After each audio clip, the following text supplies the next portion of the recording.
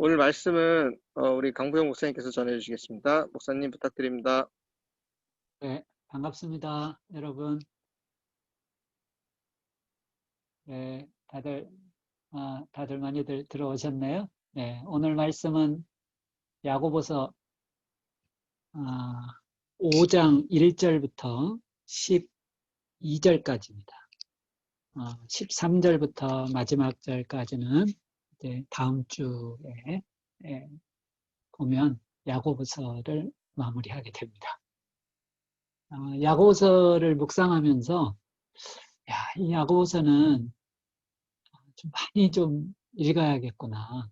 그리고 많이 권해야겠구나. 그런 생각을 많이 했습니다. 이 시대에도 참 너무 적절한 말씀들이 참 많은 것 같아요. 특히 오늘 본문은 두 가지 이제 주제인데 성경을 읽을 때 이 수신자가 누구인가를 좀 정확하게 아는 게 중요합니다.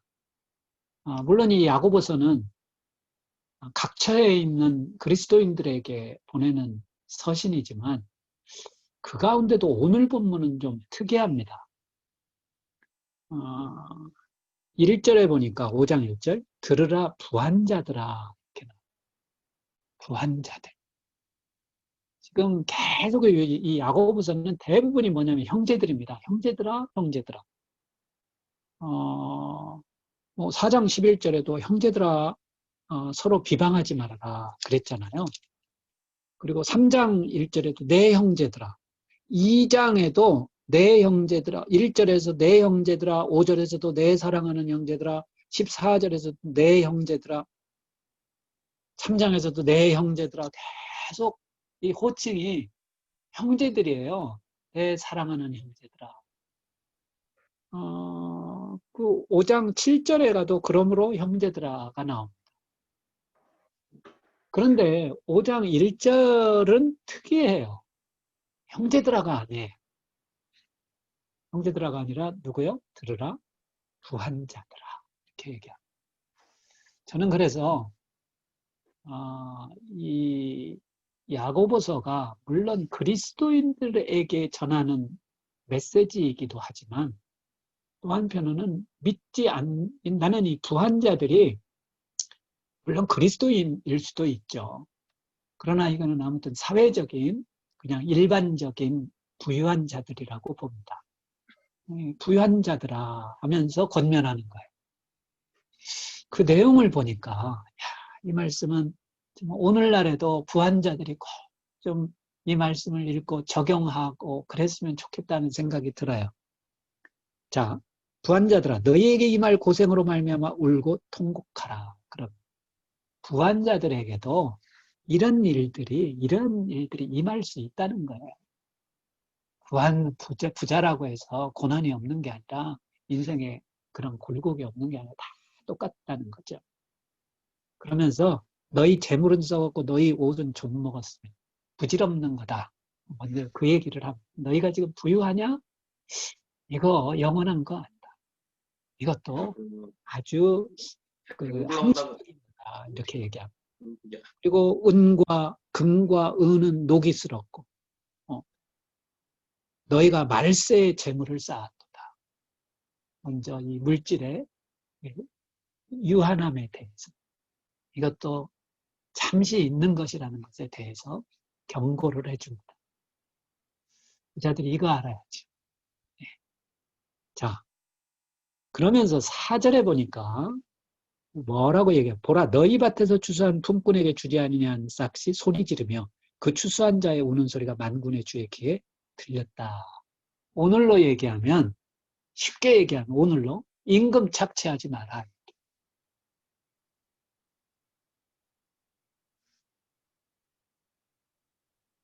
일을 시켰으면 거기에 대한 대가를 지불하라는 거죠. 아마 이 시대에도 이런 사람들이 있었던 모양이에요. 실컷 일 부려먹고 싹쓸 주지 아니한 거예요. 이 삭스를 받는 사람들은 이거는 생존의 문제입니다.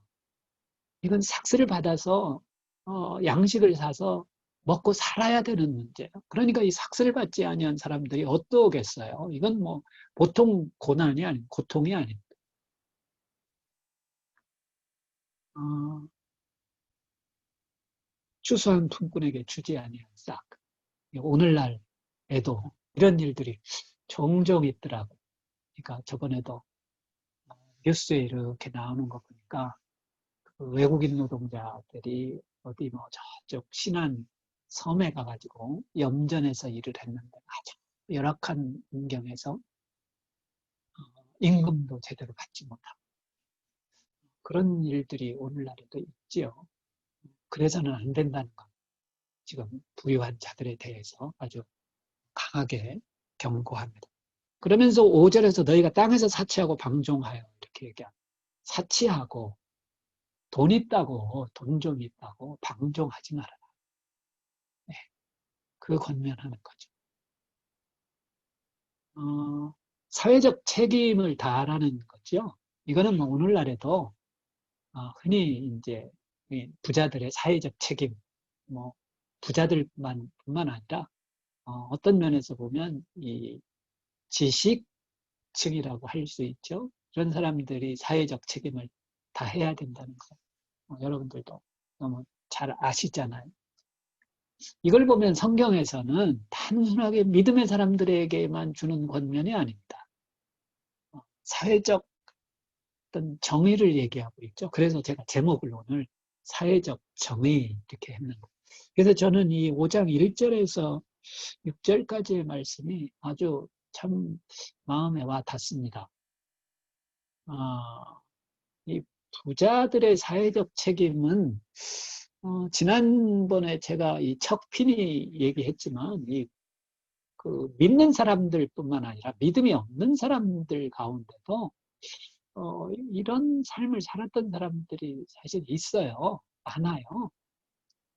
우리나라도 보면 그 이분은 많이 알려져 있지만 경주의 최부자 이야기 아마 여러분들 많이 들어봤을 겁니다. 경주 최부자. 이분들은 집안에 내려오는 하나의 전통이라고 그럴까요? 이 가문에 자기네 집 반경 100리인가요? 100리인가 제가 정확한 거리는 모르겠는데 100리면 한 40km 정도잖아요. 자기네 집이 있는 반경 100리 안에 있는 사람들이 굶어 죽는 일이 없도록 해라. 이게 집안에 내려오는 하나의 전통이었다고 합니다. 그래서 가뭄 흉년이 들면 자기 집 창고에 있는 곡식 나눠주고 사람들 먹이고 그랬던 거죠. 아마 우리나라에서 그 사회적 책임을 그래도 제가 볼 때는 가장 잘한 분이 유일한 박사가 아닌가 싶어요. 유일한 박사는 그 유한양행을 세우신 분이잖아요. 이 유일한 박사는 기독교인이었지만 교회 생활은 잘 안 하셨다고 그러더라고요. 성경은 참 많이 읽고 이렇게 하셨는데 이게 어느 교회를 하나 딱 특정해서 이렇게 출석하고 교인 그렇게 교회 생활을 안 하시는 걸로 이렇게 알고 있는데 근데 아무튼 이분은 철저하게 사업에서 유한양행이라고 하는 큰 기업을 이뤘음에도 불구하고 이거를 자기를 위해서 사용하지 않았습니다. 그래서 돌아가시면서 요즘 상속세 얘기 나오는데요. 저는 상속세는 많아야 된다고 봅니다. 자녀들의 입장에서는 자기가 수고한 건 하나도 없잖아요. 부모님이 물려준 거. 근데 이 유일한 박사님은요. 자녀들한테 아예 안 물려줬습니다. 우리 사주로 해서 사원들에게 물려주고 기부하고 상당수의 주식을 연세대학에 기증을 했습니다.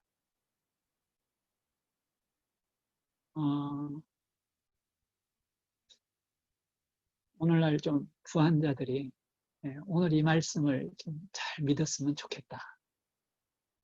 그리고 특히 신앙이 있으면서 부한자들이라면 특히 이 야고보서 5장 1절에서 5절의 말씀을 좀 사랑했으면 좋겠다. 그리고 자기의 삶에 좀 잘 적용했으면 좋겠다. 아무튼 그런 생각이 들더라고요. 여러분들도 글쎄요, 뭐 제가 볼 때는 우리 여기 있는 사람들 중에는 부유한 사람은 사실 뭐 없지요. 그냥 그냥 이렇게 직장 생활하는 분들인데, 그러나 그래도 우리가 좀 적용할 건 적용했으면 좋겠습니다. 근데 조금 어려운 것도 있죠. 그 5절까지는 다 이해가 되는데 6절, 너희는 의인을 정죄하고 죽였으나 그는 너희에게 대항하지 아니하였느니라. 너희는 누구예요? 부유한 자들이죠. 지금 부유한 자들에게, 부한 자들에게 얘기하는 거잖아요. 이들이 의인을 정죄하고 죽였다. 요거 제가 관주를 이렇게 좀 이렇게 해석하는 것들 이렇게 봤더니 이 의인을 당시의 그리스도인들이 아니었겠는가.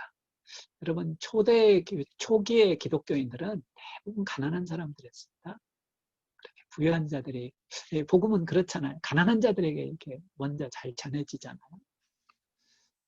그랬기 때문이 아닌가 싶은데 부한 자들이 의인을 정죄하고 죽이고 때로는 죽이고, 그리스도인들이 이 당시에 얼마나 많이 또 순교를 당하고 그랬습니까?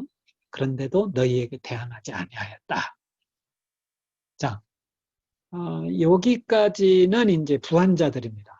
그러면서 다시 이제 그리스도인들 형제들에게 다시 이제 돌아옵니다. 7절 보죠. 그러므로 형제들아, 이렇게 나오잖아요. 지금 부한 자들에게 딱 이런 권면을 한 다음에 다시 그러므로 형제들아, 그리스도인들이겠죠? 이 당시 형제들아, 주께서 강림하시기까지 길이 참으라. 그럼 주님께서 다시 올 때까지 인내해라. 그래서 오늘 제목을 사회적 정의와 인내, 이렇게 정했습니다. 7절부터 이제 11절까지는 인내에 대해서 이야기를 합니다. 이 당시 그리스도인들을 생각하면 이해가 잘 되죠. 이 당시 그리스도인들은 고난 가운데 있었습니다. 극심한 고난 가운데 있었어요. 예수 믿는다는 이유 하나만으로 재산을 빼앗기고 때로는 감옥에 갇히고 추방을 당하고 이런 상황이었습니다. 그래서 대부분 지금 그리스도인들이 각처에 흩어져 있단 말이죠. 네, 인내해라, 참아라. 이렇게. 오늘 우리도 마찬가지입니다. 우리도 인내가 필요합니다. 이 시대를 살아가는 데 있어서 인내가 필요합니다. 참아야 되고, 언제까지? 주님 다시 오실 때까지. 주님 다시 오실 때까지 어떻게 참아야 되느냐? 농부가 땅에서 나는 귀한 열매를 바라고 길이 참아 이른 비와 늦은 비를 기다린다. 그럽니다. 이 이스라엘은 여러분 이렇게 수로가 되어 있지를 않습니다. 물 자체를 잘 이렇게 막 이렇게 저수지로 모아두고 그럴 수 있는 것이 아니에요. 그러니까 이 당시는 철저하게 그냥 비가 내리는 것밖에는 기대할 수 없었습니다. 지금은 조금 달라요. 지금은 이제 이스라엘에서 농사를 지을 때 주로 갈릴리 호수 물을 빼다가 농사를 많이 짓습니다. 그래서 갈릴리 호수가 사실 굉장히 이게 계속 수위가 낮아져가지고 문제인데요. 이거 이제 다 빼가지고 다 농사 짓고 그러거든요. 그런데 이 농사를 지으면서 이 점적관수라고 하는데 이 땅에다가 묻어가지고 한 방울씩 한 방울씩 하면 최대한의 효과를 보기 위해서 그러잖아요. 그냥 위에서 뿌리면 다 증발하니까. 그래서 이거를 이제 점적관수라고 그러는데, 이거를 이제 우리나라에서도 배워가지고 그렇게 이제 사용하는 과수원들도 있고 그렇더라고요. 근데 지금은 이제 이스라엘은 이런 식으로 농사도 짓지만 옛날에는 그런 게 없었죠. 그냥 비 내리는 것만 기다릴 수밖에 없었던 거예요. 그래서 이른 비, 늦은 비. 이 구약 성경에 보면 많이 나오죠. 이른 비. 이스라엘은 철저하게 지중해성 기후여가지고 10월 말에서 11월 초가 되면 이른 비가 옵니다. 그러니까 농부들 입장에서는 이른 비가 얼마나 기다려지겠어요. 이 이른 비가 내려야 이제 뭐 파종도 하고 하는 거 아니겠습니까? 왜 씨 뿌려놨던 게 이제 예, 비를 맞고 이제 자라고 그러는 거 아니겠어요? 근데 이게 이제 우기인 겨울철에 쭉 이제 비가 옵니다. 이거 가지고 이제 자라는 거예요. 그러다가 이제 이게 늦은 비가 나오는데 이 늦은 비는 보통 3월 말, 4월 초까지 이렇게 늦은 비가 내립니다. 농부들은 이거밖에 기다릴 게 없습니다. 얼마나 고대했겠어요. 그러니까 농부들이 늦은 비 기다리듯이 너희들도 주님 다시 오실 날을 기대하라는 거예요. 고대하라는 거예요. 그러면서 인내하라는 거예요. 너희도 길이 참고 마음을 굳건하게 하라. 주의 강림이 가까우시니라 얘기합니다. 인내해라. 그리고 또 하나 9절에 보니까 뭐라고요? 서로 원망하지 말아라. 이게 무엇인가를 기다리다 보면 같이 참 인내하면서 기다리면 괜찮은데 이게 조금 잘 뜻대로 비가 안 오고 이렇게 하면 어떻게 됩니까? 서로 이제 원망하게 됩니다. 원망은 어떻게 또 다투게 되죠. 원망에 그치지 아니하고 서로 다투게 되다 보면 더 이제 큰 일이 벌어지고 하는 거 아니겠습니까? 서로 원망하지 말아라 얘기합니다. 인내하면서 기다리면서 원망하지 말아라. 10절에 보니까 선지자들을 고난과 오래 참음의 본으로 삼으라. 성경에 보면 이 고난 가운데 인내했던 우리 믿음의 선진들의 이야기가 다 나오잖아요. 아브라함, 고난이 있죠. 고난 가운데 인내한 거 아닙니까? 이삭도 마찬가지고. 성경에 나오는 인물들 보면 공통점이 뭐냐? 고난을 경험한 사람들, 고난 가운데 인내했던 사람들. 엘리야 같은 경우도 마찬가지. 다니엘 같은 경우도 마찬가지. 그러니까 이런 사람, 이 구약의 믿음의 사람들을 어떻게 고난의 모델로, 본으로 다 삼아가지고 그렇게 우리도 그렇게 살자 이 얘기하는 거 아니겠습니까? 인내하는 자를 우리가 복되다 하나니 너희가 욥의 인내를 들었고, 그렇죠? 고난하면 가장 대표적인 사람이 욥입니다. 욥이 얼마나 인내했습니까? 자기 재산 다 날라갔어요. 자식들 다 죽었습니다. 자기는 병들었습니다. 그런데도 인내하잖아요. 그래도 하나님 원망하지 않잖아요. 여기 우리가 다 잘 아는 얘기입니다. 그렇습니다. 우리도 오늘날 인내하고 주님 오실 날을 기대해야 됩니다. 서로 원망하지 말아요. 근데 어려운 거 하나 한 구절 나옵니다. 12절. 이 야고보서의 특징 중에 하나가 한 구절이 갑자기 툭툭 튀어나가서 내용이 확 전환되면서 이 난해한 부분들이 참 많아요. 12절에 보니까 맹세하지 말아라. 맹세하지 마라.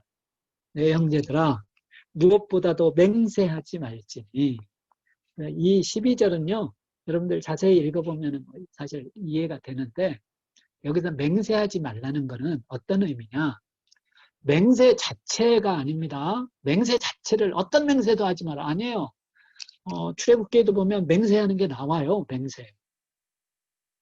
맹세도 좋은 의미에서 맹세가 있죠.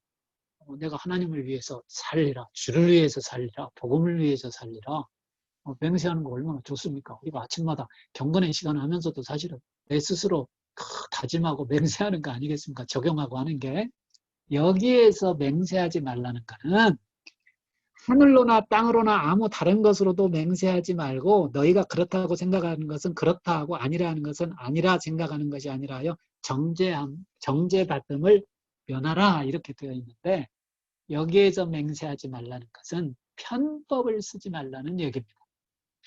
뭔가 위기를 돌파하기 위해서 헛된 맹세를 하지 말라는 거예요. 고난 좀 있다고 해가지고 고난 내가 지금 조금 어렵다고 해가지고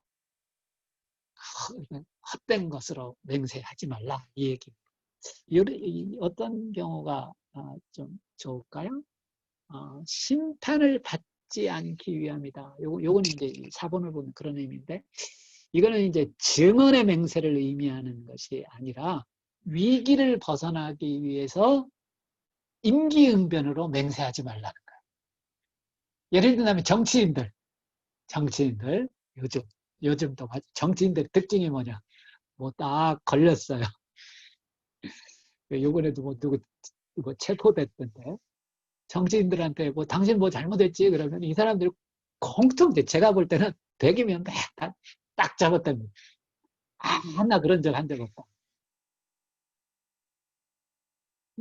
이런 맹세 하지 말라는 거예요. 나중에 이제 딱 드러나니까 어떻게 돼. 얼마나 부끄럽습니까. 자기는 안 했다고 맹세했는데 나중에 보니까 이거 뭐 다 증거가 있고 다 그래 선고를 받았어요. 그런 거 하지 말라. 그냥 사실이면 사실대로. 나중에 부끄러움 당한다는 거죠. 그런 게 더 무서운 거죠. 그렇죠? 그래서 우리가 살아가는 데 있어서 우리가 경험할 수 있는 우리의 삶에서 가깝게 경험할 수 있는 이야기들을 오늘 권면하고 있습니다. 특히 우리는 7절부터 12절까지 말씀을 특히 이제 적용을 잘 해야 될 것 같아요. 인내하고요. 우리가 조금 고난이 있더라도 인내해야 되고 원망하지 말고 그리고 헛된 맹세하지 말고 단지 지금 순간을 탈출하기 위해서 맹세했다가 나중에 부끄러움 당한다. 그러지 말라는 얘기지. 그래, 오늘 말씀은 여기까지만 듣도록 하겠습니다. 그리고 다음 주에 나머지 이제 13절부터 마지막 절까지 듣도록 하겠습니다. 그러니까 잠깐 기도하고 또 교제하도록 하죠. 하나님 감사합니다. 이 시대를 살아가고 있는 동일한 우리 믿음의 형제와 자매들에게 하나님께서 귀한 말씀 주신 줄로 믿습니다. 하나님 아버지, 이 시대에도 여전히 인내가 필요한 시대입니다. 이 시대에도 여전히 고난이 있는 시대입니다. 하나님 고난 가운데도 인내하는 우리 형제자매들 되게 해주시고 원망하지 않게 해주시고 무엇보다도 성경에 나오는 많은 믿음의 우리 선진들의 본을 받아 인내하는 자들 되게 하옵소서. 오늘의 고난을 잠시 탈출하기 위하여 헛된 맹세하지 않게 하여 주시고 참된 이야기를 또 결심을 말할 수 있는 저희들 되게 해 주시옵소서. 고난 가운데 있는 자가 있으니까 하나님 위로해 주시고 또 지혜해 주시고 고난을 이겨낼 수 있는 힘도 주시기를 원합니다. 우리 사랑하는 형제 자매들 가정마다 주님께서 평강 주시옵소서. 감사하며 예수 그리스도 이름으로 기도하옵나이다. 아멘.